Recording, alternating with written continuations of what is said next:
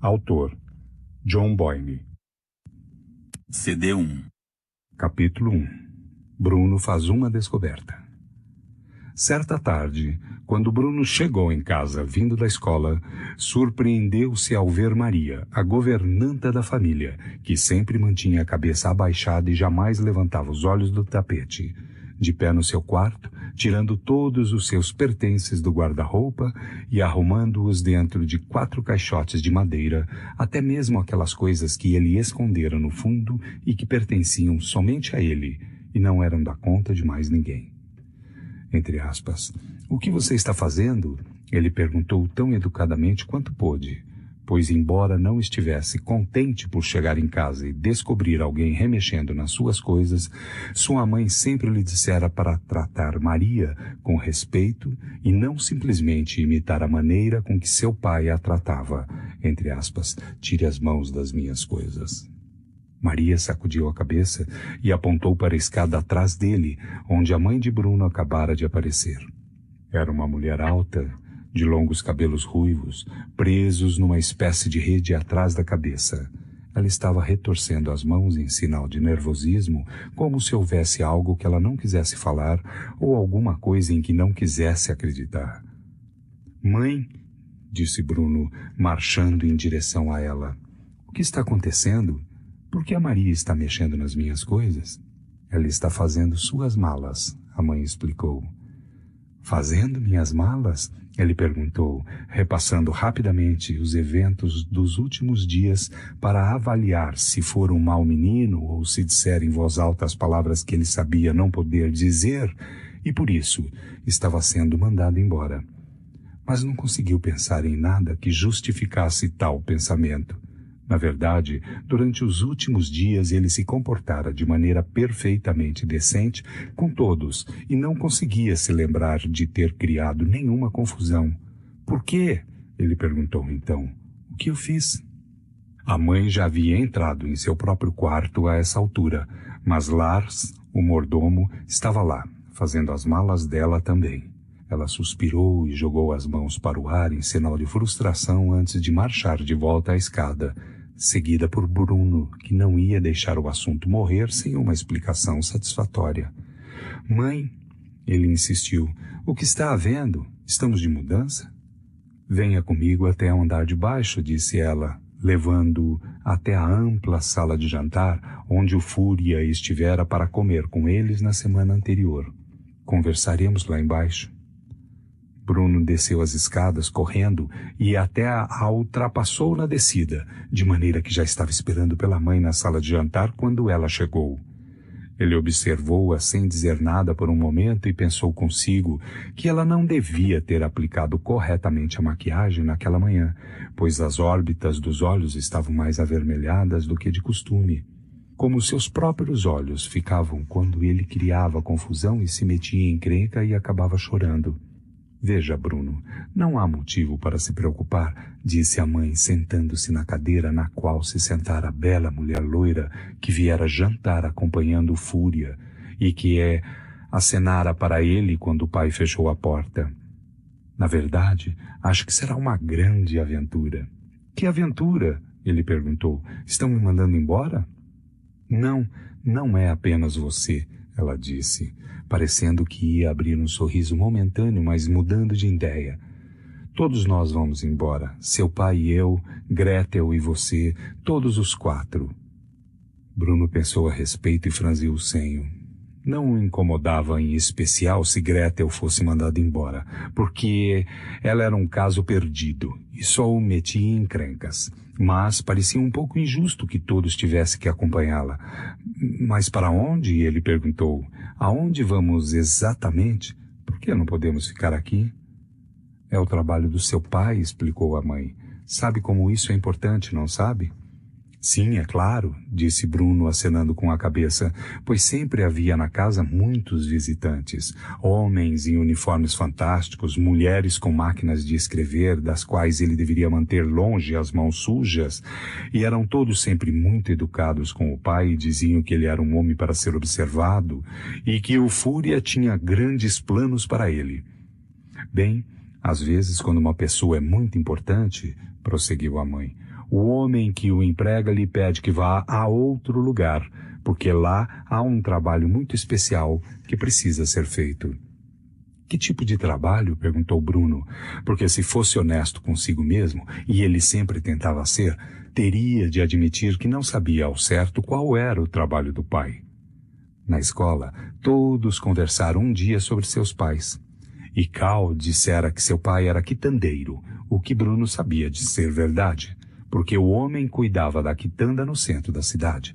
E Daniel dissera que seu pai era professor, o que Bruno sabia ser verdade, porque o homem ensinava aos meninos maiores, dos quais era sempre melhor manter distância.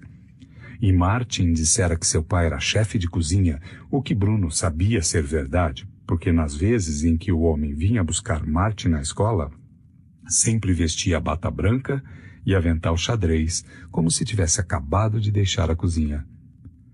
Mas quando perguntaram a Bruno o que seu pai fazia, ele abriu a boca para dizer-lhes e então percebeu que ele próprio não sabia.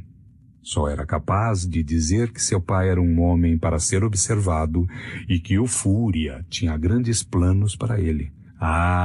E que ele também tinha um uniforme fantástico. É um trabalho muito importante, disse a mãe, hesitando por um momento. Um trabalho que precisa ser feito por um homem muito especial. Você consegue entender isso, não é? E todos nós temos que ir também? Indagou Bruno. Claro que sim, disse a mãe. Você não gostaria que seu pai fosse até o novo trabalho e se sentisse solitário lá, gostaria? Acho que não, disse Bruno. Papai sentiria muito a nossa falta se não fôssemos com ele, ela acrescentou. De quem ele sentiria mais saudade? Perguntou Bruno. De mim ou de Gretel? Ele teria saudades de ambos igualmente, disse a mãe, que era partidária da opinião de não escolher favoritos, o que Bruno respeitava, especialmente porque sabia que, na verdade, era ele o favorito dela. Mas e quanto à nossa casa? Perguntou Bruno. Quem vai cuidar dela enquanto estivermos longe? A mãe suspirou e olhou o quarto ao redor como se nunca mais fosse vê-lo novamente. Era uma casa muito bonita e tinha ao todo 5 andares. Se incluirmos o porão, onde o cozinheiro preparava toda a comida e Maria e Lars sentavam-se à mesa discutindo um com o outro e chamando-se de nomes que não se deviam empregar. E se considerássemos o pequeno quarto no topo da casa, que tinha janelas oblíquas através das quais Bruno conseguia ver até o outro lado de Berlim, se ficasse na ponta dos pés e segurasse firme no parapeito. Teremos que fechar a casa por enquanto, disse a mãe, mas voltaremos algum dia. Mas e quanto ao cozinheiro? Perguntou Bruno. E Lars? E Maria? Eles não vão ficar morando aqui na casa? Eles vêm conosco, explicou a mãe, mas agora basta de perguntas. Talvez seja melhor você subir e ajudar Maria a fazer as malas. Bruno levantou-se da cadeira, mas não foi a lugar nenhum.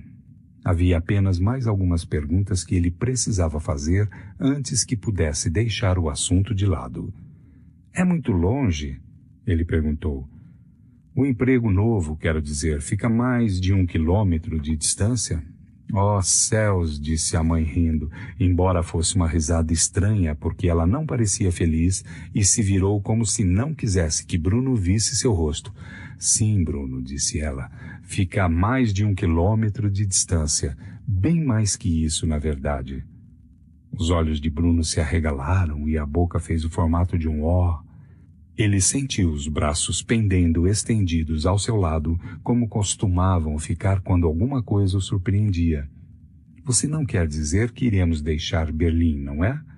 Ele perguntou sem fôlego, esforçando-se para proferir as palavras. Temo que sim, disse a mãe, acenando tristemente com a cabeça. O trabalho do seu pai é... Mas e quanto à escola? Disse Bruno, interrompendo-a, algo que ele sabia que não podia fazer, mas que pensou ser perdoável naquela ocasião. E quanto a Cal, e a Daniel, e Martin, como eles saberão onde eu estarei quando quisermos fazer alguma coisa juntos? Você terá que se despedir dos seus amigos por enquanto, disse a mãe, mas estou certa de que você os verá novamente com o tempo. E não interrompa sua mãe quando ela estiver falando, por favor, acrescentou, pois apesar das notícias estranhas e desagradáveis, de certo não havia necessidade de Bruno quebrar as regras da boa educação que lhe foram ensinadas. Despedir-me deles? Ele perguntou, encarando-a com surpresa. Despedir-me deles? Repetiu, cuspindo as palavras como se a boca estivesse cheia de bolachas que ele mastigara, mas ainda não engolira. Despedir-me de Cal e Daniel e Martin, prosseguiu Bruno, a voz se aproximando perigosamente do grito que não era permitido dentro de casa. Mas eles são os 3 melhores amigos da minha vida. Ah, você fará novas amizades, disse a mãe acenando com a mão no ar, como se dispensasse o assunto, supondo que para um menino fazer 3 grandes amizades para a vida toda fosse coisa fácil. Mas nós tínhamos planos, protestou ele. Planos? Perguntou a mãe, erguendo uma sobrancelha. Que tipo de planos? Bem, eu não posso entregar o jogo, disse Bruno, que não podia revelar a natureza exata dos planos, os quais incluíam criar muita confusão, especialmente dentro de algumas semanas, quando a escola fechasse para as férias de verão e eles não precisassem mais passar todo o tempo apenas fazendo os planos, mas pudessem, finalmente, colocá-los em prática. Sinto muito, Bruno, disse a mãe, mas os seus planos terão que esperar. Não há escolha quanto a isso. Mas, mãe, já chega, Bruno, disse ela, agora ríspida, se levantando para indicar-lhe que tinha falado sério quando disse que já bastava. Francamente, na semana passada você estava reclamando do quanto as coisas mudaram por aqui nesses últimos tempos. Bem, eu não gosto dessa história de apagar todas as luzes quando chega a noite, admitiu ele. Todos têm que fazer isso, disse a mãe. É para a nossa segurança. E quem sabe talvez seja menos perigoso se nos mudarmos daqui. Agora, eu quero que você suba as escadas e vá ajudar a Maria a arrumar suas malas. Não temos tanto tempo quanto gostaríamos para fazer os preparativos, graças a certas pessoas. Bruno acenou e saiu cabisbaixo, sabendo que certas pessoas era uma expressão que os adultos usavam para pai, e que ele próprio não podia usar.